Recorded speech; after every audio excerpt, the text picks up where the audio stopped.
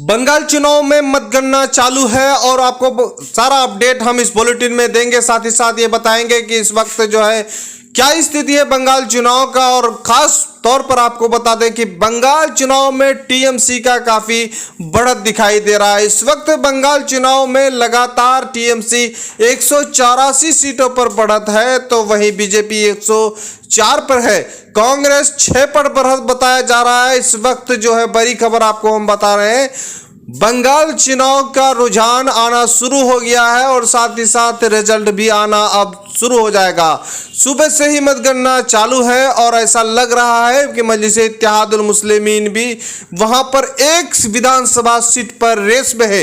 हमारे साथ कमाल अमरोही है, खास बंगाल चुनाव के रिजल्ट पर हम प्रकाश डालने जा रहे हैं। स्वागत है कमाल भाई जी, बहुत बहुत स्वागत है आपका, शुक्रिया। जिस तरह से बंगाल चुनाव की बात की जाए और आज गिनती है, और गिनती की अगर बात की जाए तो जो दावा कर रहे थे यहाँ से बीजेपी के यहाँ पर हमारी सरकार बनेगी, लेकिन अब जो है वो 94 से 100 सीटों में बढ़त बनाई है। और वहीं पर अगर टीएमसी को देखा जाए तो वो 184 सीटों में बढ़त बनाई हुई है। अगर वहाँ पर मजलिस की अगर बात की जाए, मजलिस जो सागरदिघी विधानसभा है वो बिल्कुल रेस में चल रही है, कभी वो पार्टी आगे तो कभी मजलिस आगे तो कभी बीजेपी आगे, तो वहां पर बहुत बड़ा खेला होने वाला है। इस वक्त हम पहले भी बता चुके हैं कि वहां पर पीरजादा अब्बास सिद्दीकी और कांग्रेस लेफ्ट का गठबंधन जो है इस बार वहां के लोगों ने नजरअंदाज किया है। क्या सही साबित हो रहा है? जी, मैंने आपको कई बार बताया है कि यहां पर जो है यहाँ का बंगाल के लोगों का एक ही मुद्दा था कि यहां से बीजेपी का सफाया करना है, चाहे वो पीरजादा अब्बास सिद्दीकी साहब की पार्टी लेफ्ट हो या कांग्रेस हो।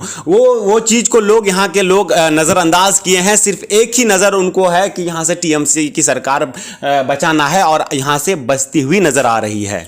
क्या वहां पर मजलिस इत्तेहादुल मुस्लिमीन को लेकर अभी लोगों के अंदर किस तरह से देखा जा रहा है? जी देखिए नवेद साहब, वहां पर जो है मजलिस को, अगर मजलिस की अगर बात की जाए तो मजलिस को जो है इतना जो है फोकस में नहीं रखे थे, क्योंकि यहां पर जो है बीजेपी बहुत दावा कर रहा था कि किसी तरह से ममता दीदी की सरकार को गिरानी है। इसके वजह से यहाँ के लोग ने मजलिस को पहचाना है और जाना है। ये फायदा जो है आने वाला जो लोकसभा इलेक्शन होगा उसमें भरपूर फायदा मिलेगा। लेकिन वहीं पर जो दावा कर रहे थे बीजेपी के जो बड़े बड़े नेता यहाँ पर स्टार प्रचारक के रूप में आए थे, लेकिन कहीं ना कहीं नाकाम यहाँ पर साबित होते हुए नजर आ रहे हैं। और वहीं पर मजलिस की अगर बात की जाए तो 2 सीटों में यहाँ पर उम्मीद है कि 2 सीटों में कामयाबी मिलेगी, एक उत्तर दिनाजपुर और सागरदिघी, जो कि दोनों रेस में चल रही है। जैसा कमाल भाई का कहना है कि इस वक्त जो मजलिस इत्तेहादुल मुस्लिमीन का वहां पर 2 सीटों पर पहले से ही लोग ये बता रहे थे कि उत्तर दिनाजपुर और सागरदिघी मजलिस को कामयाबी मिलेगी, लेकिन आपको चुनाव का गिनती का सिलसिला जारी है। वहीं आंकड़े अब सामने आ रहे हैं और साथ ही साथ बीजेपी का सफाया दिख रहा है। अब लोग इंतजार कर रहे हैं वहां पर फाइनली रिजल्ट का। इस वक्त सुबह से गिनती चालू है। कमाल भाई, हम ये जानने का प्रयास कर रहे हैं, क्या सागरदिघी में मजलिस खाता खोल सकेगी? जी बिल्कुल, वही सीट में अब नजर आ रहा है कि उसी में मजलिस खाता खोलेगी, क्योंकि वहां पर सागरदिघी में मेहनत भी बहुत किए थे। और जिस तरह से स्टार प्रचारक के रूप में यहाँ से बिहार से भी कुछ लोग आए थे यहाँ पर प्रचार करने के लिए, अब लग रहा है कि मेहनत रंग लाएगी। अगर एक सीट में यहाँ अगर खाता खुल जाती है मजलिस का, तो यकीनन मानिए कि इसका फायदा आपको बाद में मिलने वाली है मजलिस को। क्या लग रहा है इस बार वहां पर जो टीएमसी सरकार आप देख रहा है कि बनाने जा रही है, इसको आप किस नजरिए से देखेंगे? देखिए, ये टीएमसी सरकार को बचाने के लिए जितने भी सपोर्टर थे, चाहे वो लेफ्ट कांग्रेस का हो या पीरजादा अब्बास सिद्दीकी साहब का हो या फिर बैरिस्टर असदुद्दीन अवैसी साहब के सपोर्टर हो, बाद में जब अंतिम में ऐसा लगा, लोगों को ऐसा लगा कि किसी तरह से भी यहां से टीएमसी सरकार को बचानी है, उसी को लेकर, एक ही मुद्दे को लेकर यहां के लोगों ने वोट किया। और आज रिजल्ट आ रहा है, वो नजर दिख रहा है कि लोग किस तरह से ममता दीदी को सपोर्ट किया और आज उनकी सरकार बचती हुई नजर आ रही है। फिलहाल बताते चले आपको कि टीएमसी 184 पर बढ़त है, तो वहीं बीजेपी 104 पर बताया जा रहा है। 6 पर कांग्रेस लेफ्ट के साथ गठबंधन वाली पार्टी है। लेकिन यहां पर लोगों की निगाहें मजलिस इत्तेहादुल मुस्लिमीन के चुनाव रिजल्ट पर टिका हुआ है। लेकिन वहां पर मजलिस इत्तेहादुल मुस्लिमीन का जिस तरह से शुरुआती दिनों से चुनाव लड़ा, और खासतौर पर आप लोगों ने सारा अपडेट भी देखा कि किस तरह से इस मुश्किल घड़ी में मजलिस वहां पर चुनाव लड़ी है और किस किस तरह से वहां पर उन्हें सताया गया है। इनके बावजूद भी मजलिस इत्तेहादुल मुस्लिमीन का एक सीट में लगातार बढ़त दिखाई दे रहा है जो सागरदिघी है। क्या लग रहा है इस वक्त जो है खासतौर पर मजलिस इत्तेहादुल मुस्लिमीन वहां पर इस तरह से रिजल्ट नहीं आना हम पहले भी कह चुके हैं, क्या कारण साबित हो सकता है? देखिए, एक समय ऐसा लग रहा था कि लेफ्ट कांग्रेस और पीरजादे अब्बास सिद्दीकी जो लेफ्ट कांग्रेस में चले गए, वो एक समय ऐसा लग रहा था कि पीरजादे अब्बास सिद्दीकी साहब और बैरिस्टर असदुद्दीन अवैसी साहब एमआईएम जो पार्टी है एक साथ गठबंधन में अगर लड़ती, पहले ऐसा रुझान लग रहा था, लेकिन ऐसा नहीं हुआ क्योंकि पीरजादे अब्बास सिद्दीकी साहब लेफ्ट के साथ चले गए। इसके वजह से थोड़ा सा इफेक्ट पड़ा है मजलिस के ऊपर। अगर एक साथ लड़ती तो कुछ नज़ारा कुछ और होता, आज रिजल्ट कुछ और होता, लेकिन फिर भी यहां के लोग ने जितना सपोर्ट किया है मजलिस को, उम्मीद है कि सागरदिघी विधानसभा वो चर्चे में है, वो बिल्कुल पीछा करते हुए कभी वो पार्टी आगे बढ़ती है तो कभी ये पार्टी, और दूसरा जो उत्तर दिनाजपुर में जो वो सीट लड़ी है वो भी बिल्कुल रेस में है। लेकिन ज्यादा अगर मैं आपको खबर देना चाहूंगा कि ज्यादा रेस में जो है वो है सागरदिघी विधानसभा। अगर मजलिस इत्तेहादुल मुस्लिमीन खाता वहां पर सागरदिघी से खोल लेती है तो वहां का फिर किस तरह से मजलिस वहां पर आगे बढ़ सकता है? जी बिल्कुल, अगर वहां से कामयाबी मिलती है मजलिस को तो समझो कि मजलिस अपना झंडा गाड़ देगी और फिर आने वाला जो इलेक्शन होगा उसमें बहुत बड़ा फायदा मिलेगा। अगर एक सीट इस दौर में अगर एक सीट भी निकाल देती है तो यह मजलिस के लिए बहुत बड़ी कामयाबी है। आपको बताते चलें कि इस वक्त हमारे साथ कमाल मोही खास तौर पर बंगाल चुनाव का अपडेट दे रहे हैं और साथ ही साथ वहां पर रिजल्ट का जो है सिलसिला अब जारी होने वाला है। चूंकि हम बता रहे हैं कि बीजेपी इस वक्त वहां पर हाशिए पे जाती जा रही है, वहीं टीएमसी सरकार बनाने का संकेत दिख रहा है।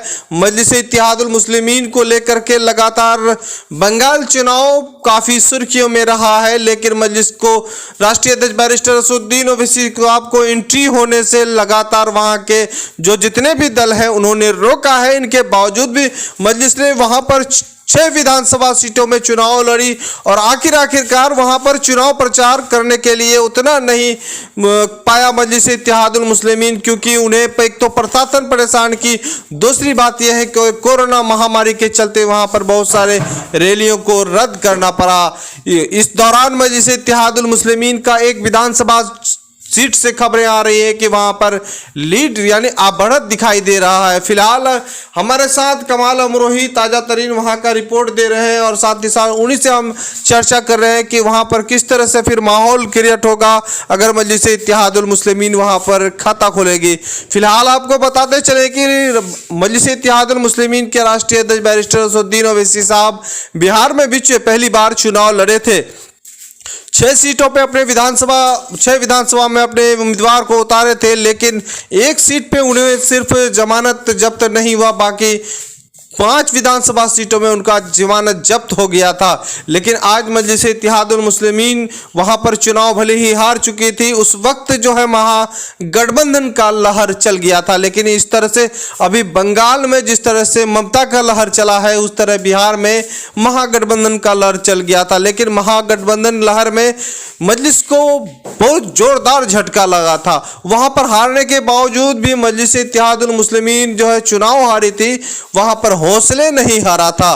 पार्टी की बुनियाद पर लगातार बुनियाद को मजबूत किया और फाउंडेशन को मजबूत करने के बाद पार्टी ने वहां पर 5 साल में अपना रंग दिखाना शुरू कर दिया। और साथ ही साथ आपको बता दें कि मजलिस इत्तेहादुल मुस्लिमीन बिहार विधानसभा चुनावों में पूरे देश में चौंका दिया और पूरे देश में मिसाल भी साबित हो गया कि मजलिस ने वहां पर 5 सीटों पे कामयाबी हुई। और खास तौर पर आपको बता दूं कि कोरोना महामारी से लोग जहां जूझ रहे हैं, परेशान हो रहे हैं, वहीं पर मजलिस इत्तेहादुल मुस्लिमीन के सियासी पार्टी होने के बावजूद भी बैरिस्टर असदुद्दीन ओवैसी साहब ने गुज़िश्ता 2 दिन कबल उन्होंने खासतौर पर सीमांचल जहां पर मजलिस के विधायक जीते हैं वहां पर उन्होंने वेंटिलेटर और ऑक्सीजन का व्यवस्था किया और साथ ही साथ ऐलान किया कि वहां के डीएम को सौंपेंगे।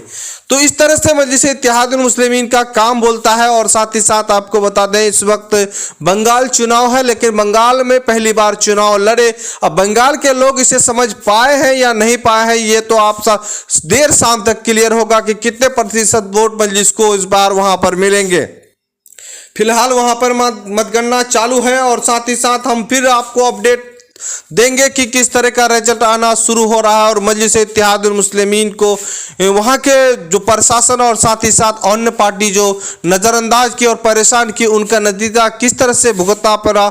दूसरी बात यह है कि वहाँ पर मजलिस के राष्ट्रीय अध्यक्ष बैरिस्टर असदुद्दीन ओवैसी साहब देर से ही अपना चुनाव घोषणा किया, ये उनके लिए सही साबित हुआ या गलत साबित हुआ है। इसी को लेकर बड़ी चर्चा हम शाम को फिर करेंगे और ताज़ा तरीन रिपोर्ट देंगे कि क्या वहां पर किस किस तरह का चुनाव जो इस बार हुआ है, क्यों मजलिस इत्तेहादुल मुस्लिमीन का इस तरह से जो है परिणाम देखने को मिल रहा है। आप देख रहे हैं द मैसेज न्यूज़। इस तरह से न्यूज़ पढ़ने के लिए हमारे चैनल को सब्सक्राइब करें, अच्छा लगे तो लाइक करें, दोस्तों को शेयर करें। खुदा हाफिज़।